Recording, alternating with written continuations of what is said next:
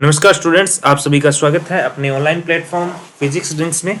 और आज अपने चर्चा करेंगे चैप्टर 9 की किरण प्रकाशिकी और प्रकाशिकी यंत्र यानी ऑप्टिक्स का चैप्टर है। ऑप्टिक्स में भी रे ऑप्टिक्स का जो चैप्टर है उसके बारे में हम चर्चा करेंगे।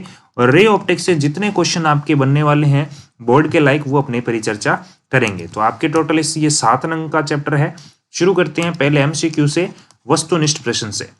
पहला प्रश्न है, एक उत्तल दर्पण की फोकस दूरी 14 है, फोकस कितनी है? 14 है, तो इसकी वक्रता त्रिज्या डबल हो जाएगी 28 सेंटीमीटर। एक जादूगर खेल दिखाते समय n बराबर 1.47 अपवर्तनांक वाले कांच के लेंस को किसी द्रव से भरी द्रोणिका में डालकर अदृश्य कर देता है, तो द्रव का अपवर्तनांक कितना होगा? तो देखो, जब तक समान अपवर्तनांक नहीं होता तब तक वो अदृश्य नहीं होगा। क्या नहीं होगा? अदृश्य, यानी अनविजिबल नहीं होगा। तो सेम टू सेम होना चाहिए तभी वो दिखेगा नहीं, यानी अलग अलग अपवर्तनांक है तो वो दिखेगा, लेकिन समान अपवर्तनांक है तो वो नहीं दिखेगा। आगे है, उत्तल लेंस की फोकस दूरी क्या होगी जिसकी क्षमता डायोप्टर है? तो आपको पता है P बराबर 1/f होता है। तो यहाँ पे डायोप्टर दिया गया है, f निकालना है तो 1/p, 1 कितना आ जाएगा? 2.5 आ जाएगा। पॉइंट हटाओगे कितना आएगा? ऊपर 10, तो ये आ गया 2/5। 2/5 आ गया मीटर में। सेंटीमीटर में बदलना है तो 2/5 को मीटर में है तो सेंटीमीटर 100 से गुणा कर दो, 5 से कटेगा 20 बार, 40 सेंटीमीटर आ जाएगा। Option number D. यदि एक माध्यम यदि सघन माध्यम 1 का विरल माध्यम 2 के सापेक्ष अपवर्तनांक 1/2 एवं इनके माध्यम के योग के लिए IC क्रांति कोण IC हो तो N12 व IC में क्या संबंध है? इसका जो संबंध होता है वो N12 इक्वल 1/sin IC होता है, यानी क्रांति कोण और जो अपवर्तनांक है इसमें जो संबंध है वो पूछा है। गोलीय लेंस के लिए सही सूत्र 1/f बराबर 1/v माइनस 1/u। यदि I 60 है, R 90 हो तो अपवर्तनांक कितना होगा? तो डायरेक्ट अपवर्तनांक का फॉर्मूला लगाओ, सॉल्व करोगे तो आंसर आ जाएगा √2/√3। वस्तु का आभासी व बड़ा प्रतिबिंब बनता है। वस्तु का आभासी तथा, यानी ये कहाँ से बना? ये अपने पास में sin I अपॉन में sin R, स्नेल का नियम नहीं होता N/1, यहीं से निकाल सकते हो। sin I sin 60 हो गया और नीचे कितना आ गया? sin 90 आ गया। तो वैल्यू पुट करो, सॉल्व करो, आंसर आ जाएगा। ठीक है, इसने 1/2 पूछा है, N/1 ये N/1 आएगा, इसका रेसिप्रोकल कर लोगे तो ये N/12 आ जाएगा। वस्तु का आभासी व बड़ा प्रतिबिंब कौन बनाता है? ये तो डायरेक्ट आपको पता होना चाहिए, अवतल बनाता है। फिर एक प्रिज्म का अपवर्तनांक √2 है था, अपवर्तन कोण 60 है, तब इसका न्यूनतम विचलन कोण कितना होगा? तो डेल्टा मिनिमम का जो फॉर्मूला होता है वो अप्लाई करो, सॉल्व करो, 30 डिग्री आ जाएगा। सॉल्व अपने आप करके देखना, फॉर्मूला अप्लाई करना। ठीक है, फिर भी कोई प्रॉब्लम आए आप कमेंट बॉक्स में लिख सकते हैं। ठीक, किसी समतल दर्पण पर प्रकाश की किरण अभिलंबवत आपतित होती है तो परावर्तन कोण कितना होगा? 0 डिग्री होगा। अभिलंबवत आती है तो 0 डिग्री। उत्तल लेंस की शक्ति क्या होती है? उत्तल के लिए PF का मान नेगेटिव होता है तो शक्ति भी नेगेटिव होगी, ऋणात्मक होगी। ठीक है, सॉरी उल्टा बोल दिया ना मैंने, उत्तल के लिए पॉजिटिव होती है तो इसका पॉजिटिव आएगा। ऑप्शन नंबर बी सही होगा। नेगेटिव किसके लिए होता है? अवतल के लिए होता है, अवतल यानी कनकेव के लिए। ठीक है, जल का अपवर्तनांक ये है तो जल में प्रकाश की चाल कितनी होगी? तो जल में प्रकाश की चाल अगर आप सॉल्व करते हो तो 2.25 × 10⁸ आता है। N1/N2 होता है इक्वल V2/V1 होता है। ये वैल्यू पुट करो, सॉल्व करो, आंसर आ जाएगा। और प्रकाश की चाल वायु के सापेक्ष करना, वायु को N1 मान लो, V1 मान लो, वायु 3 × 10⁸ हो जाएगा। N1 का मान आपने 1 लेना है। एक माध्यम के लिए क्रांति कोण 60 है तो इस माध्यम का अपवर्तनांक कितना होगा? तो अभी पढ़ा था N12 जो है 1/sin IC होता है। तो वैल्यू पुट करो, सॉल्व करो, आंसर आ जाएगा 2/√3।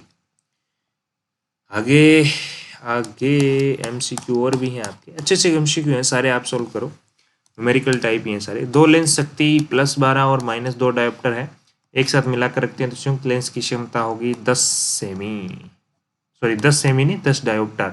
10 डायोप्टर यानी 10 सेमी हो गया है ना। फोकस दूरी पूछिए तो कितना होगा? 10, 1 मिनट, 10 क्या आ जाएगा? सेमी, सॉरी 10 डायोप्टर आ जाएगा। P बराबर तो 1/f होता है, F बराबर कितना आएगा? 1/p आ जाएगा, यानी 1/10 आ जाएगा। और मीटर में आएगा तो 100/10 यानी 10 सेंटीमीटर ही आएगा। लेंस की क्षमता P बराबर 1/f, ऑप्शन नंबर ए। सरल सूक्ष्मदर्शी प्रतिबिंब अनंत पर बनता है तो उसकी आवर्धन क्षमता m का सूत्र d/f होगा। कितना होगा? d/f होगा। अगर न्यूनतम प्रतिबिंब की स्थिति में बनता है तो 1 + d/f होगा। 1 + d/f कब होता है? ये न्यूनतम की स्थिति में होता है। कब होता है? न्यूनतम की स्थिति में। और ये कब होता है? जब अनंत पर बनता है। तो तीसरा ये फॉर्मूले आपने याद रखने हैं। सर्च लाइट में निम्न में से कौन सा दर्पण उपयुक्त होता है? तो अवतल होता है। कौन सा होता है? अवतल होता है। अगला क्वेश्चन है परावर्तक दूरदर्शी। परावर्तक दूरदर्शी में अभिदृश्यक के रूप में प्रयुक्त किया जाता है। परावर्तक दूरदर्शी है तो अभिदृश्यक के रूप में किसका? अवतल दर्पण का प्रयोग किया जाता है। एक दूरदर्शी की आवर्धन क्षमता m है। यदि अभिनेत्र लेंस की फोकस दूरी को दुगना कर दिया जाए तो आवर्धन क्षमता कितनी हो जाएगी? आवर्धन क्षमता आधी हो जाएगी। फोकस दूरी दुगनी कर रहे हो तो 1/f होता है ना, d/f था ना, तो f नीचे आ रहा है तो ये कितना हो जाएगा? उसका अपोजिट हो जाएगा। किसी उत्तल लेंस की फोकस दूरी ये है तो आवर्धन क्षमता कितनी होगी? फोकस दूरी ये है तो आवर्धन क्षमता कितनी होगी ये आपने बताना है। तो इसका आंसर आएगा 11। कैसे आएगा वो आप सॉल्व आउट कर सकते हो, सॉल्व कर सकते हो इसको, कोई दिक्कत नहीं है। उत्तल लेंस की फोकस दूरी दी है आपको, अधिकतम आवर्धन क्षमता आपने ज्ञात करनी है। यदि वायु के सापेक्ष कांच का पूर्णांक 3/2 हो तो कांच के सापेक्ष वायु का पूर्णांक सॉरी क्या है कि कांच के सापेक्ष दिया है, कांच के सापेक्ष वायु का निकालना है। तो इसका क्या हो जाएगा भैया? कांच के सापेक्ष वायु का, वायु के सापेक्ष कांच का दिए, कांच के सापेक्ष वायु का निकालोगे तो 2/3 आ जाएगा। इसका उल्टा हो जाएगा। ठीक है। आगे है एक समबाहु प्रिज्म पदार्थ का पूर्णांक √3 है तो इसका न्यूनतम विचलन कितना होगा? √3 है तो न्यूनतम विचलन होगा 60 डिग्री। कितना आएगा? 60 डिग्री आएगा। बाकी आप इसको फॉर्मूले में अपलोड क्या पुट करके सॉल्व कर सकते हो। यदि संयुक्त सूक्ष्मदर्शी में अभिदर्शक एवं नेत्रिता का आवर्धन m0 और me हो तो सूक्ष्मदर्शी की कुल आवर्धन क्षमता गुणा होगी यानी m0 me। अगर लेंस अलग अलग होते हैं ना तो उनकी पावर क्या हो जाती है? टोटल पावर कैसे आती है? P1 × P2 ऐसे करके कुछ आती है ना। हाँ, याद रखना इस बात को। आगे छोटे क्वेश्चन। अतिलघुत्वात्मक पूर्ण आंतरिक परावर्तन की घटना क्रांति कोण को परिभाषित करो। ठीक है। मोटर गाड़ियों में पीछे ट्रैफिक के लिए कौन सा उपयोग करते हैं? ठीक है। अब मैं डायरेक्ट क्वेश्चन बता रहा हूँ आपको, उनके आंसर आप खुद ने सर्च आउट करने हैं अपने नोट्स में से। ठीक है। और ये आ गया एक संभव प्रिज्म आपतन कोणीय है तो विचलन कोण ज्ञात करो न्यूनतम। तो ये फॉर्मूला आपने याद रखना है। ये 20 और 2300 फोकस दूरी वाले लेंसों के संपर्क में, ये आप कर सकते हो डायरेक्ट फॉर्मूला। बेस्ट क्वेश्चन है। ठीक है। फिर है किसी लेंस का आवर्धन दिया हुआ है, प्रकृति और आकार बताना है। लेंस का आवर्धन आपके नेगेटिव आता है तो आपको याद रखना है प्रति जो वास्तविक बनता है और उल्टा, वास्तविक और उल्टा किस में बनता है? अवतल में। सॉरी लेंस है तो उत्तल में, लेंस है तो क्या आएगा? उत्तल आएगा। एक प्रकाश किरण हवा से पानी में जा रही है, कौन सी भौतिक राशि अपरिवर्तित रहेगी? तो आवर्ती जो है, फ्रीक्वेंसी जो होती है वो अपरिवर्तित रहती है। जब प्रकाश की किरण ऐसे माध्यम से गुजरती है जिसमें वेग कम हो जाता है, तरंग दैर्ध्य के मान में क्या प्रभाव पड़ेगा? यानी लैम्डा कम हो जाएगा, यानी वेवलेंथ जो है इसके ऊपर डिपेंड पड़ेगा, वेवलेंथ के ऊपर। इसके ऊपर इफेक्ट पड़ेगा वेवलेंथ पे। आगे किसी लेंस की फोकस दूरी का व्युत्क्रम क्या कहलाता है? लेंस की फोकस दूरी का व्युत्क्रम, लेंस की शक्ति P = 1/f होता है ना, व्युत्क्रम हो गया। परावर्तक दूरदर्शी में अभिदर्शक के रूप में उपयोग करते हैं किसका? अवतल दर्पण का। ये बहुत ज्यादा इंपॉर्टेंट क्वेश्चन है आपके MCQ के लिए, इसको अच्छे से याद करें। आगे है आपके क्वेश्चन नंबर मृग मरीचिका। क्या है? मृग मरीचिका। मृग मरीचिका की किस घटना पर आधारित है? पूर्ण आंतरिक परावर्तन पर। अपवर्तक दूरदर्शी की आवर्धन क्षमता का सूत्र F/Fe। आगे लघुत्रात्मक प्रश्न आ जाता है आपके, जिसमें प्रकाशित तंतु में प्रकाश के संचरण का नामांकित चित्र बनाना है। ठीक है।